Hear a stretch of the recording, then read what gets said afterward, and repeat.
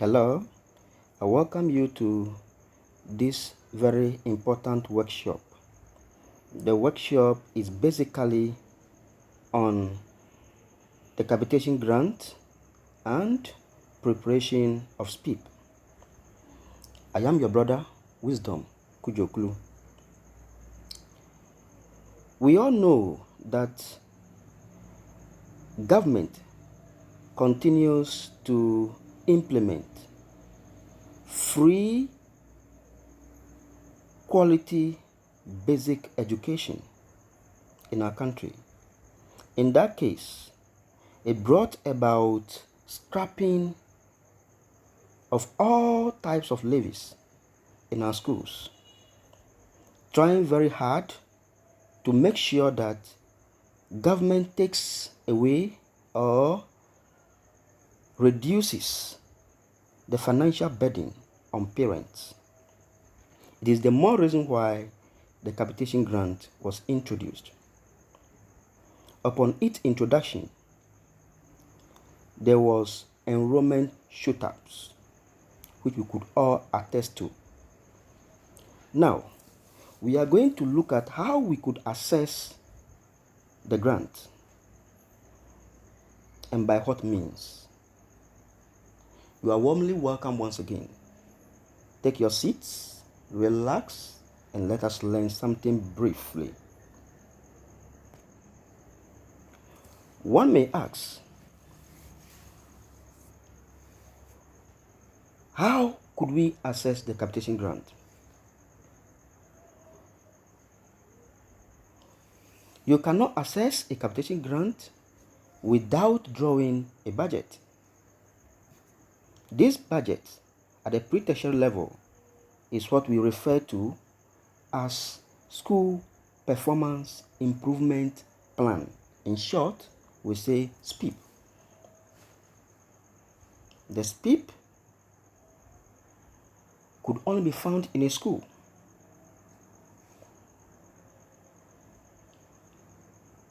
It is to drive performance, and it is to bring some sort of improvement in the state and management of the school. That is why we continue to make mention of performance and improvement. Now, why do we say it's a plan? It's a plan because you cannot just stand up and present it or prepare it. You have to plan. You need to do certain things to make sure that you have a very good SPIP to implement what you have decided or what you may decide at your span. So we say it's a plan. Good. One may ask, why the need for the SPIP? Why do we have to prepare a SPIP? You see, after having our SPAM meetings, we decide to put in place certain things or to implement certain targets. There is the need for us to implement such targets. And it is the more reason why we need to draw a SPIP. We also have to be very specific on what to do within the term or within the academic year. So there is the need for us to meet and draw a budget, which we refer to as a SPIP. There is also the need for us to make sure that we ensure transparency and accountability in the management of our schools. And we believe that using government money, there will be the need for us to draw a budget or a SPIP.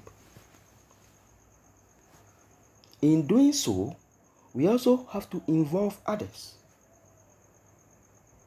For example, the school management committee chairperson needs to be involved.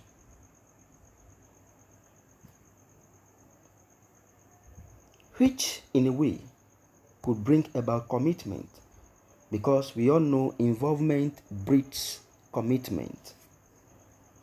These are few of the reasons for which we have to prepare a SPIP. What should be done before we prepare a SPIP? What do we have to do? You cannot just start preparing a SPIP. There is something you need to do, or there are certain things you have to put in place. 1.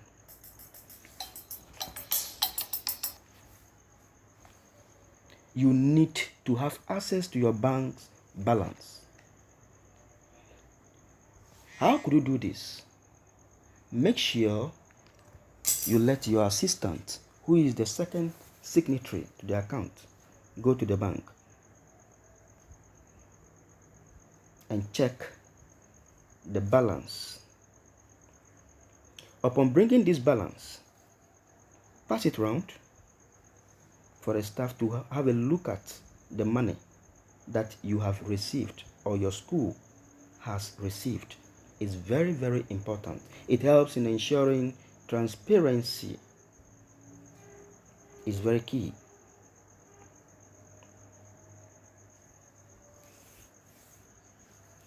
Just after that, apply for statement of account from the bank. Just draft a letter applying for statement of account from the bank. Upon getting your statement of account, display it on your school's notice board for everybody to have a view. Why are you going for the statement of account? Because you want to be convinced that what the balance brought is truly reflecting officially on your statement, so that your SPIP will not be rejected when you send it for vetting. Yes. We will not end it there, because we do not want any confusion to arise when we are implementing the SPIP. So there is the need for us to ask for prices of some of the things that we would like to do in line with our spam.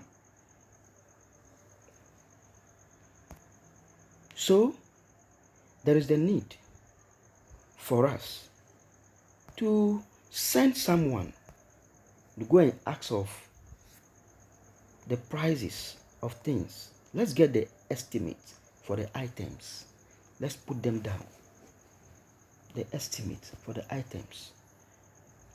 In this case, when we are drawing our SPIP or we are drafting our SPIP, in a way, we will be right with the prices of the various items. One may ask, in this whole issue of management of the capitation grants and drawing a SPIP, who are the key players, or which people should be involved? Let's briefly look at that. With the capitation grant, it passes through the municipal education office. So basically, the municipal director or the district director, or in a larger extent, the metropolitan directors are the receivers. So we will say that they are in charge, because without them we would not receive these monies.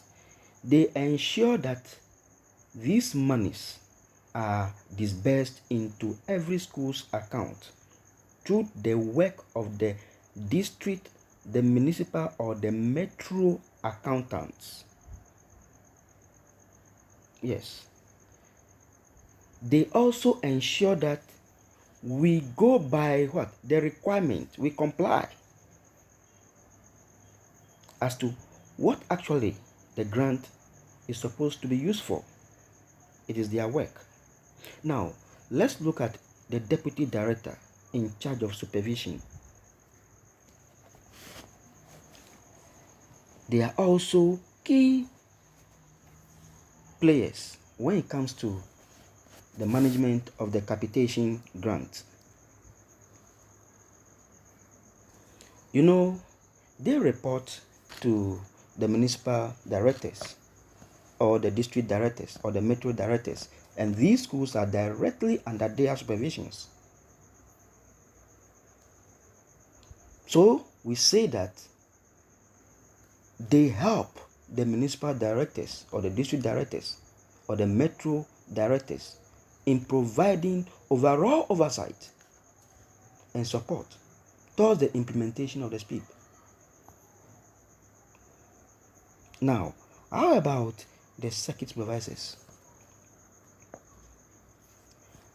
Our circuit supervisors should not be exempted when it comes to drawing a SPIP and implementing whatever is on our SPIP. They could come to our schools and interrogate us, or would like to see the SPIPs. We should not be bored with that. They have a role to play. They are to provide day-to-day supervision when it comes to implementation of the grant,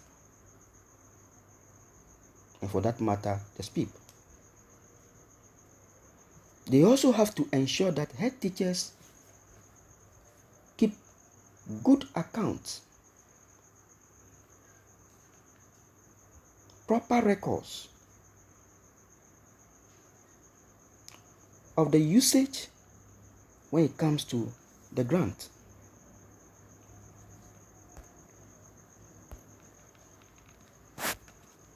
Circuit supervisors must also ensure that head teachers submit their reports on the usage of the capitation grant on timely basis. How about our school management committee chairpersons? They have a very huge role to play, just as you, the head teacher. What do? They have to ensure proper utilization of the grant, just as you, the head teacher, which implies that they can be around, or they have to be around when you are drawing your SPIP. Yes, they have to be around when you are drawing your SPIP. They must also ensure accountability of all the funds received and ensure that the fund is properly utilized. I hope you are making some sense. That's good. Let us look at what the head teacher is supposed to do. The head teacher's role and that of the school management committee chairperson's role is a blend. So, in a way, we are done with what the head teacher has to do. Remember, all these people will be held responsible in one way or the other when it comes to utilizing the grant given to your school. But the first person to be held responsible for accountability is you, the head teacher. So you need to ensure that the grant is properly accounted for and properly utilized to bring about improvement and performance in your school. Good. Let's continue by looking at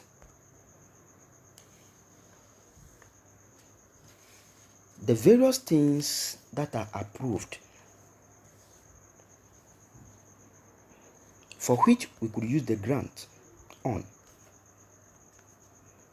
So in this case, we are saying legal usage of the capitation grant. Legal usage of the capitation grant. We can use the capitation grant for repairs. If I say repairs, we are laying emphasis on minor repairs and maintenance. Assuming your Veronica bucket is leaking,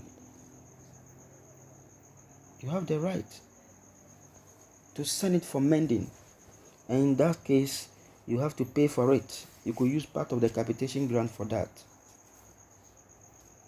Part of your wall is cracking, so you decided to buy a bag of cement to attend to it.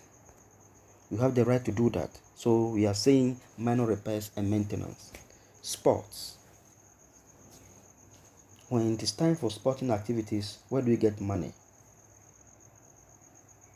To feed the children, their transport, among others. If we have money in our coffers, in terms of capitation grant, we could use part of it, and all should be accounted for accordingly. Health. We can also use the capitation grant to provide first aid boxes in our schools. And you know, a first aid box doesn't remain like that. We have to provide certain things in the first aid box. Good. Cotton, hand gloves to mention, but few. Now, we can also use the capitation grant to organize in-service training. When I say in-service training, I'm referring to both the cluster-based and then the school-based. With the school-based, we are talking about the kind of training you give to your teachers within your school. You can personally take someone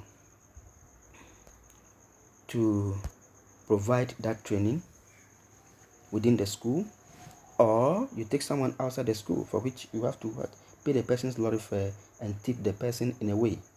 Then the cluster based. In this case, 2 or more schools come together to have an in-service training to address unique challenges. You could use part of the capitation grant to facilitate this particular process. There is one other thing we could use the capitation grant for, that is providing for the needy children within the school environment. Here, one needs to be very careful as to the kind of help. The help that we provide to these needy children should be little helps. For example,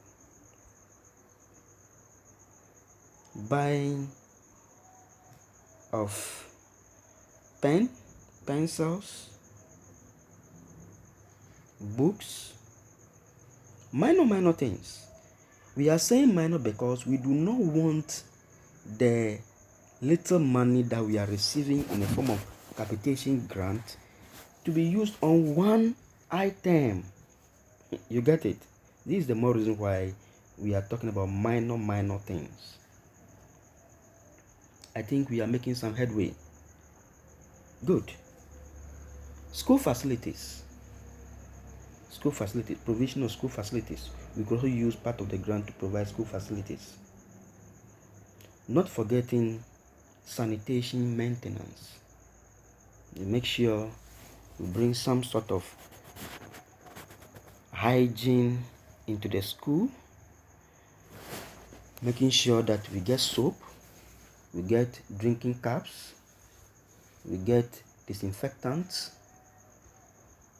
we get Veronica buckets, scrubbing brushes, etc. Stationery is key. We need to get stationery, books, sellotapes, files, pens, envelopes, and so on and so forth. A school cannot operate without exchange of letters, communication with external stakeholders. So there is the need for us to have some sort of correspondence. We can use part of the capitation grant for that, and no one needs to argue over it. How about teaching and learning materials? Good. TLMs could be provided to our teachers using part of the capitation grant. Now, these are some of the things that we could use the capitation grant for, though not limited to. Let's try our best and look at the features of a Spip. What are the things that you have to see when you pick someone's Spip? Or when you want to draft your Spip, what are the things you need to include? You should have some sort of heading. Every Spip needs to have heading and others. When we say others, you will get there and you know what we mean by the others. So the name of the school should be there. You have something like your district reflecting there, or your municipality reflecting there. In this case, I could have something like school performance improvement plan for 2020/2021 academic year. So the district, we are having Bando Municipal. Then the school, we have Juanti Junior High School, something like that. The term for which the Spip is meant for should reflect the registered number of the school, the account number of the school. These are the others I was referring to. Then let's look at what follows. Components or targets. Components or targets. When we say components or targets, we are referring to the specific things that we want to what? We want to implement. Is it provision of school facilities?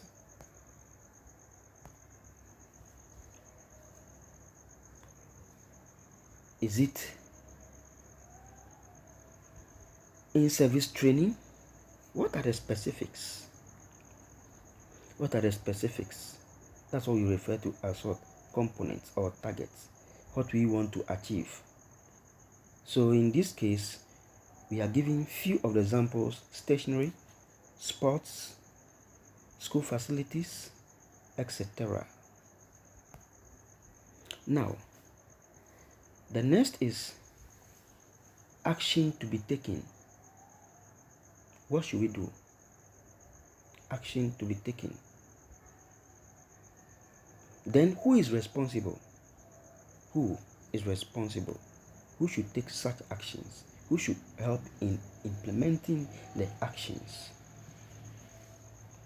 In implementing the actions, what do we need? So we are talking about the resources needed. The resources needed. Not just resources needed, but we have to be specific about the quantity needed. Don't forget about the unit cost, and then the total cost. The unit cost and the total cost. In this case, you want to purchase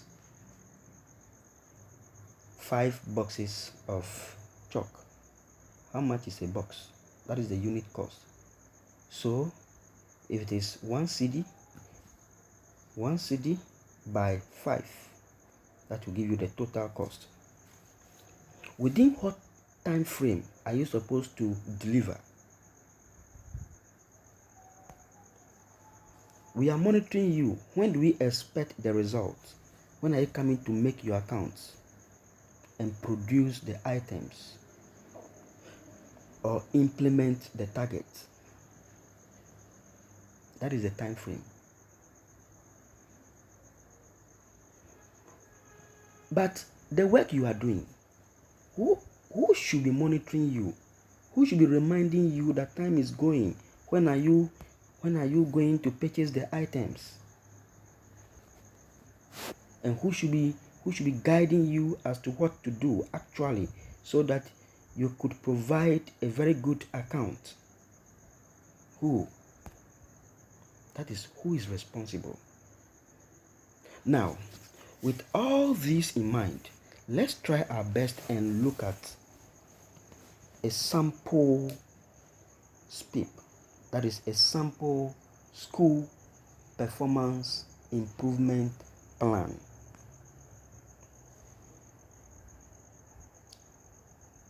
Great. Bando Joanti, kindly pardon us for using your school for this particular workshop. So we have on this sample of a Spip. At the top, we are starting with the heading as we earlier on looked at. And then others, we have school performance improvement plan for which academic year? That is 2020-2021 academic year. Where? Which district? Where? We are saying Bando Municipal. Which school within Bando Municipal? That is Joanti Junior High School. I hope we could all see it clearly at the top. Joanti Junior High School. Joanti Junior High School is here. Good. Now, which term? It is term 1. So you could see 1 here. Good. Now, the registered number of the school is reflecting here.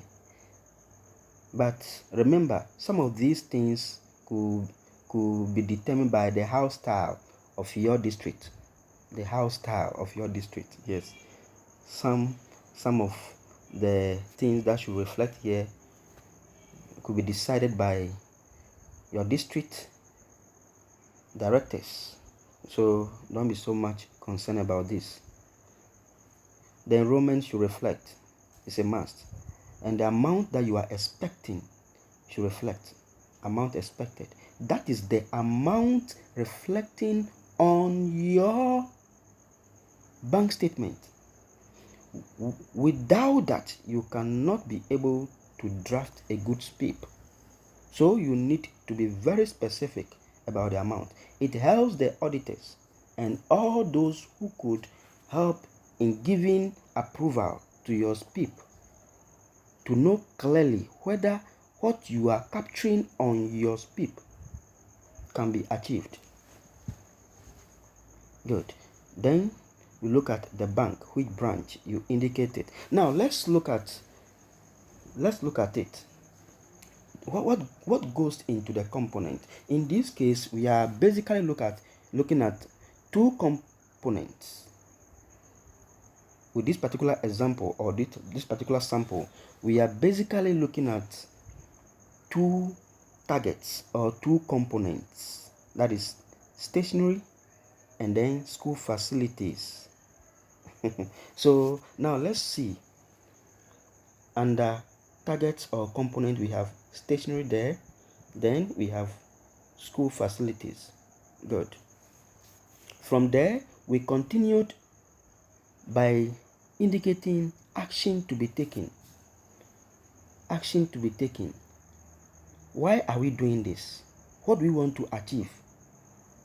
We are saying that it is to promote effective teaching and learning. When we provide this stationery, the textbooks that you do not have, you've gone in for private ones, 1 or 2, just to help in a way. Teachers' lesson notebooks that you were talking about, you can't use the government to purchase all, maybe 1, 2. Then you try as much as possible to get funding elsewhere to provide the rest. If you think your teachers are so many, good. So in this case, who is responsible? You know, when you bring the money, you sit down and you draft your Spip. You, the head teacher, the assistant head teacher, the SMC, and the teachers. You can't draft a Spip without involving your teachers. So your teachers should be involved.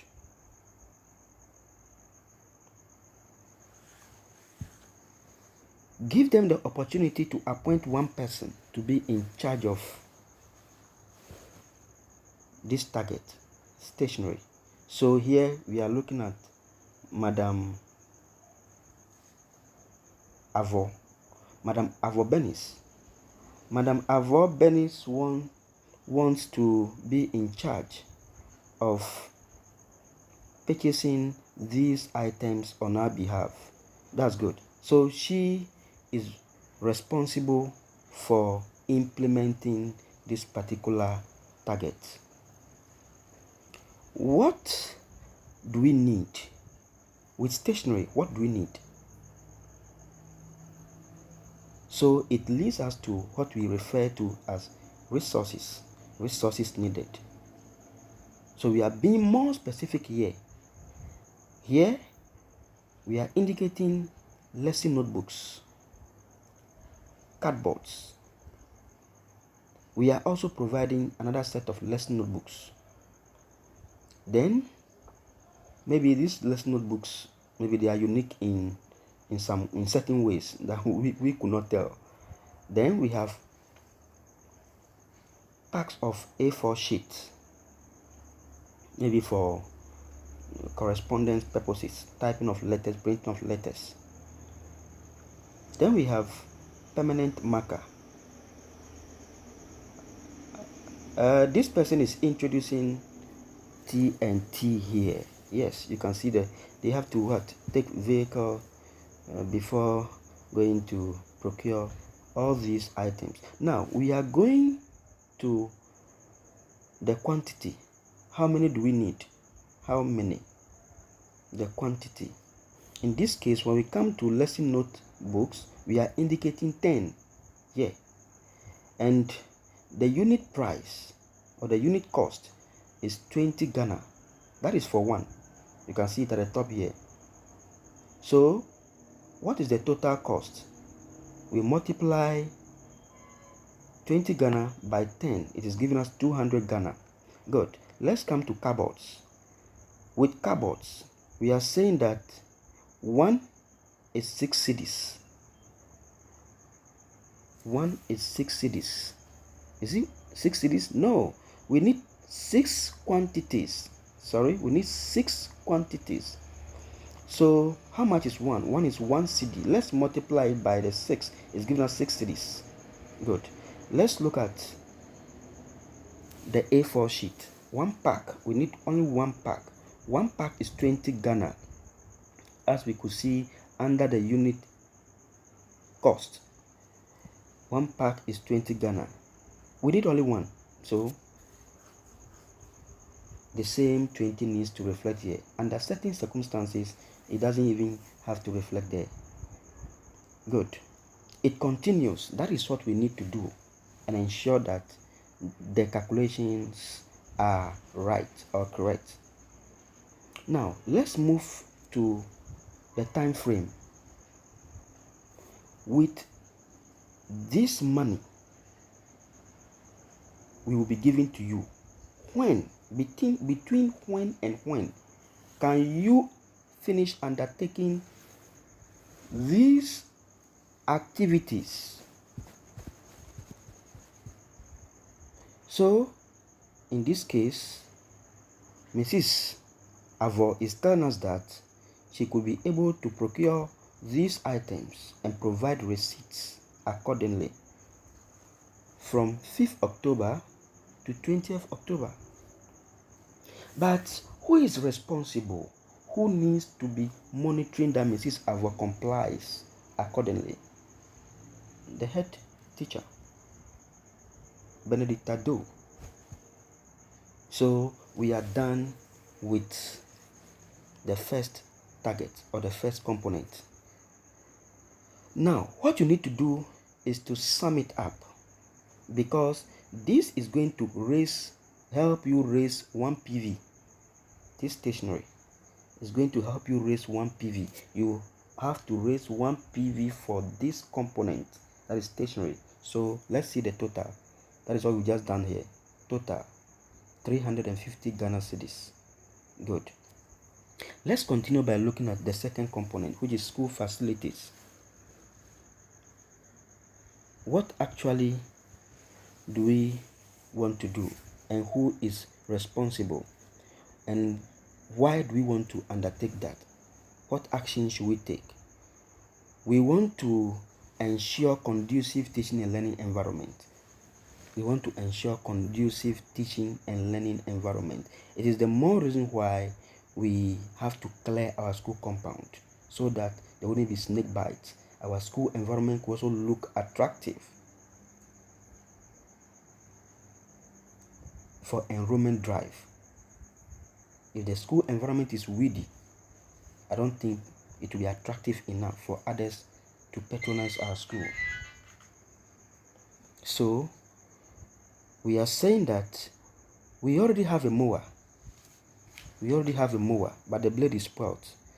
Yes, it was donated to us, but in this case, we can use part of the grant to get a blade.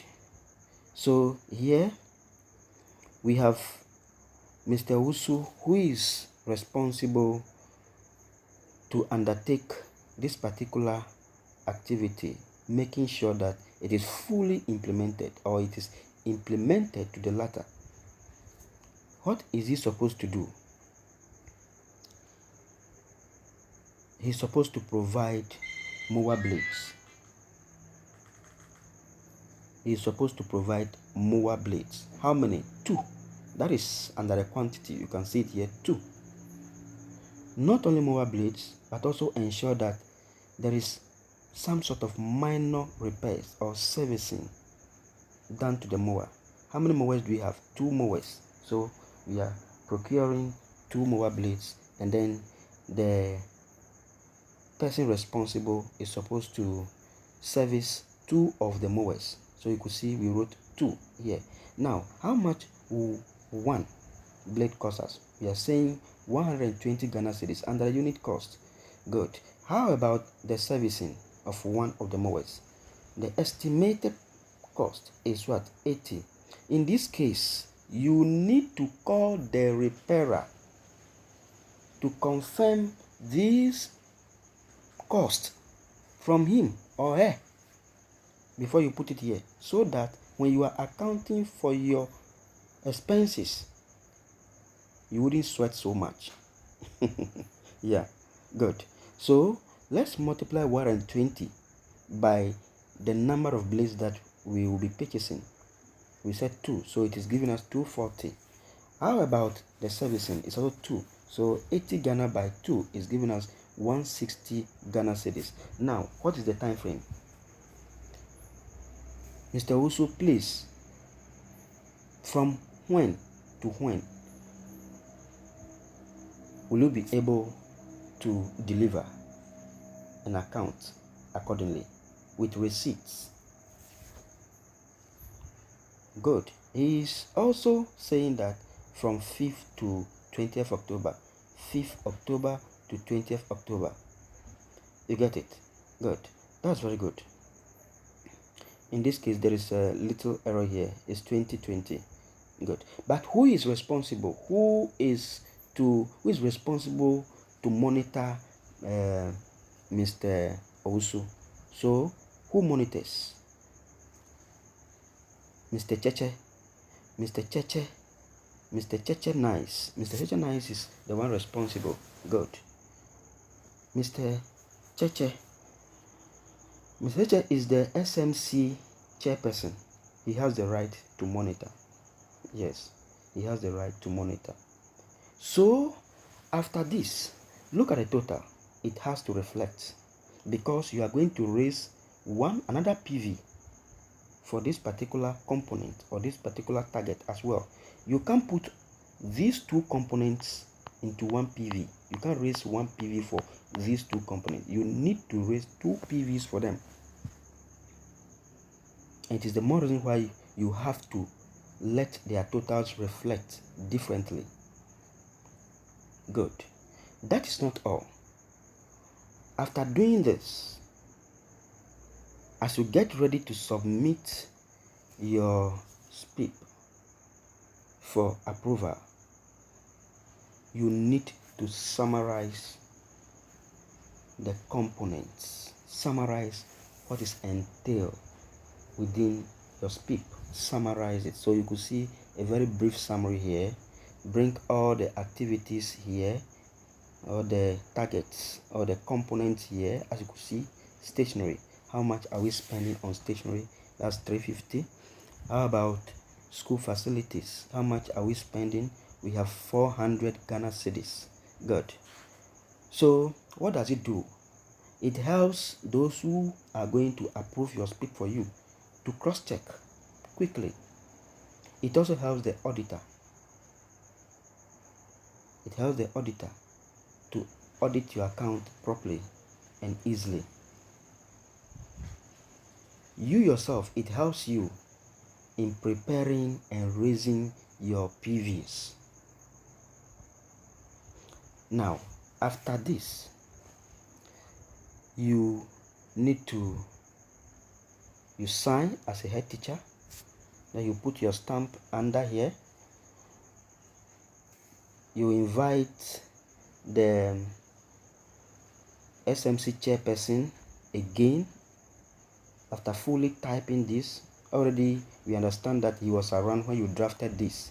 So after typing it, you have to re-invite him or her to come and sign here. If he has a stamp, he puts it here. Good. Now you have to submit this. Submit it to the appropriate authorities, those who are in charge. Those who are in charge. They have to append their signatures, check everything, and make sure that everything is in place. There are certain minor errors. Just overlook that for me, please. You come here, the internal auditor. The internal auditor is the first person who should go through and make sure that everything is in order. Then from there, it goes to the municipal director, and these people sign, and from there it comes to this person, which is what? Director of planning. Good. But you know, all these things, these people who sign could differ based on what is pertaining in your district. You get it? It shouldn't always be like this.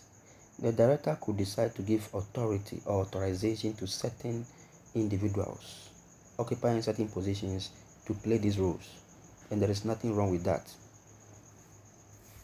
You as a head teacher or school administrator, you have no say.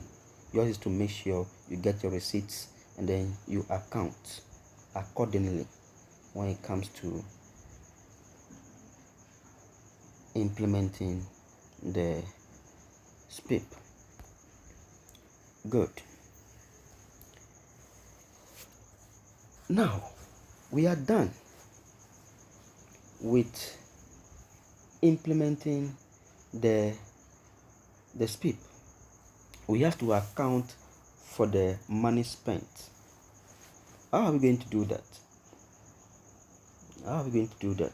That is the next thing we need to look at. But before we briefly do that, let's look at some of the documents that we will be making use of. The first one is the one you already drafted, which is the Spip. It is the Form A. Then the Form B is the request form. The next is advance form, that is Form C. What follows is accounting for advance form. It is Form D. Then we have the honor certificate, this Form E. We continue by listing cash analysis book, which is Form F. We are mentioning cash analysis book because we use the cash analysis book to account for all monies received from government, all funds, all grants received from government.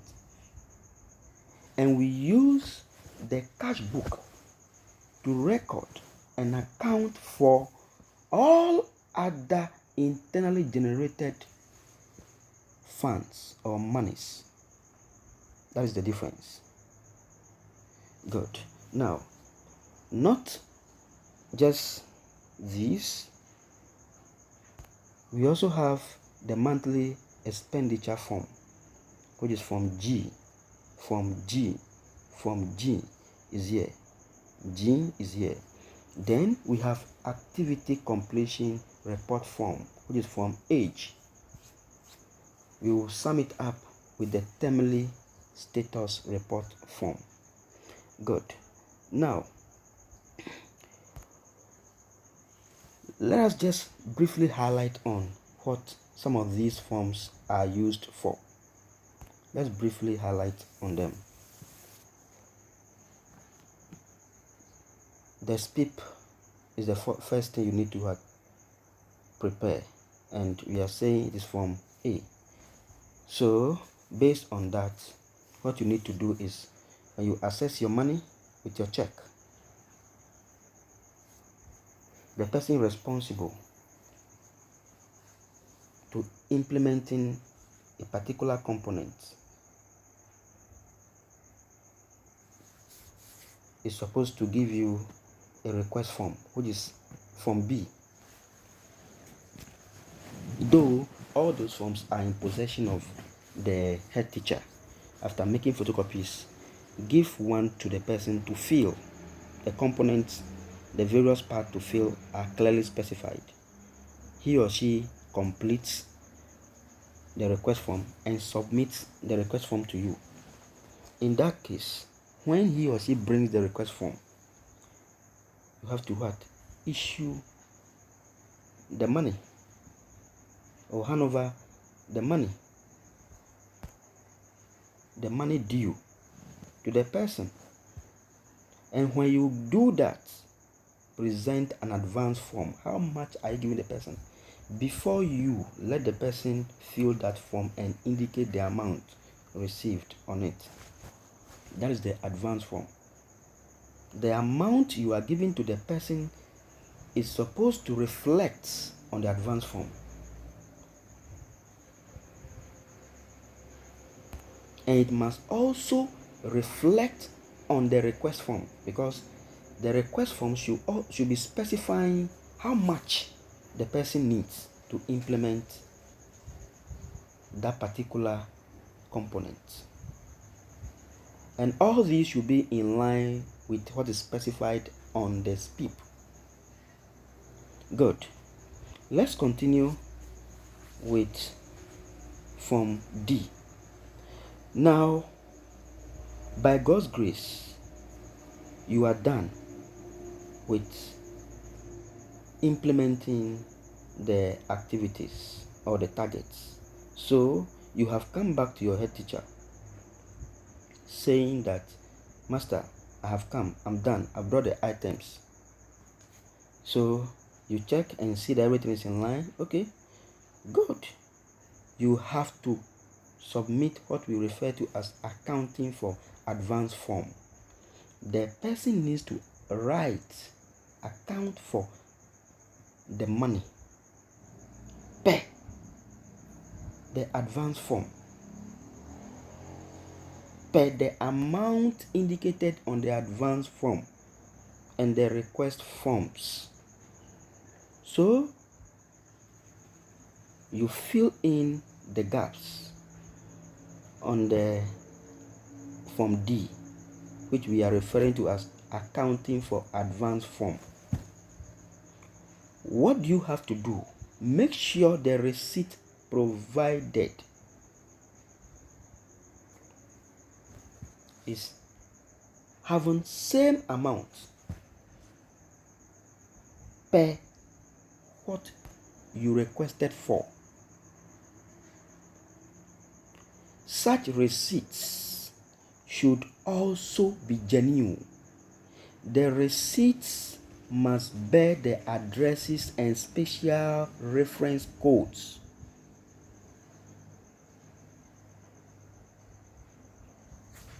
These are the things that auditors will be looking for. Do not just accept anything as a receipt. One, we are saying that the receipt must be genuine. The amount on the receipt must reflect the amount given to the person as indicated on the advance form and the request forms. Now, there are special situations under which the amount may not be able to equal to exactly what you were supposed to account for. That is, certain services could not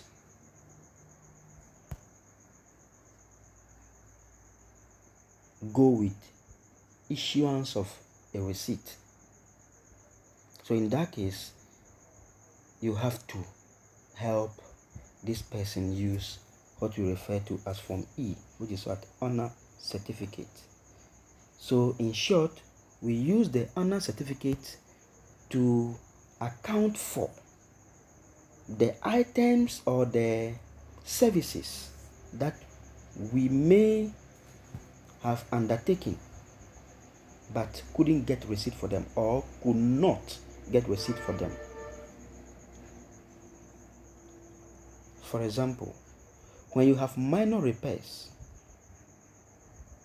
in your classroom and a local mason comes in to attend to that, there is no way he could give you receipt. So you can fall on your honor certificate and you have to indicate the amount there to square up what you have gotten receipt for, so that the amount indicated on your form B and C could balance. Now, you are done. Upon doing this, you are done with something. You are done with raising a PV for only one component. So you staple all this together with your receipts attached to each of them.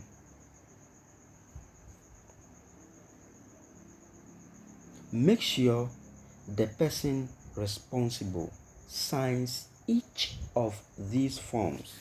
And remember, as a head teacher, you also need to sign some parts because you issued out the money and you also cross-checked that everything was accurate, and you will be accounting for it eventually. Good. Now, what do you do? Summarize your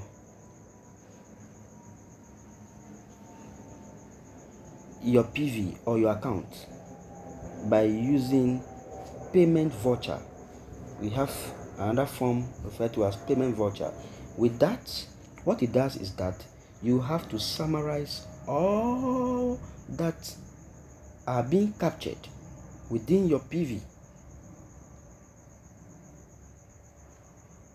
summarize that on your payment voucher. So when you cross-check, the amount on the payment voucher should reflect the total per each of the PVs raised. And it should reflect the total at the summary of each of the components or targets or the activities. You are done with that. And in this case, we are convinced, or we will be convinced, that you have raised a complete PV. Repeat the process until you are able to raise PV for all your components or all your targets. Good. You don't end it there. You have to prepare your book. So you use your cash analysis book. You enter each of them, for which we may be looking at how to write a book or our accounts book in the future. Good. These are the things that you need to do when you want to ensure proper accounting when it comes to the usage of your capitation grant. Let me repeat again. You need to note that apart from the above, there is what we also refer to, or we also called, payment voucher.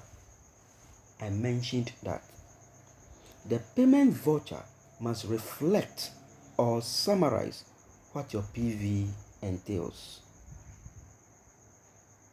The payment voucher must reflect or summarize what your PV entail.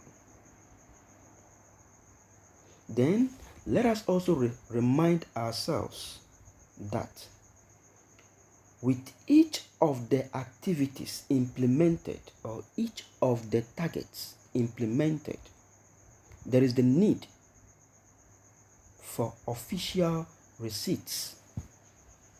And we are reminding ourselves once again that a genuine receipt should bear the name of the company or the shop or the store, the name, special reference number or code.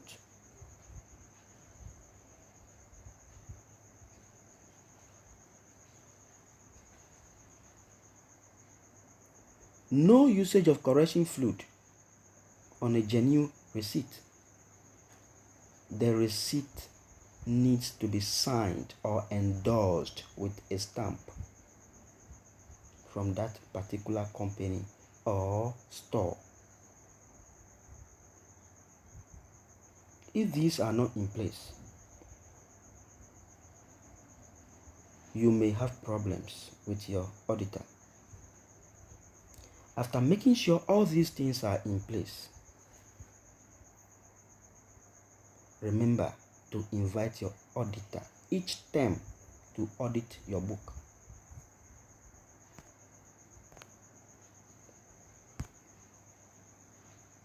That's the end of the workshop.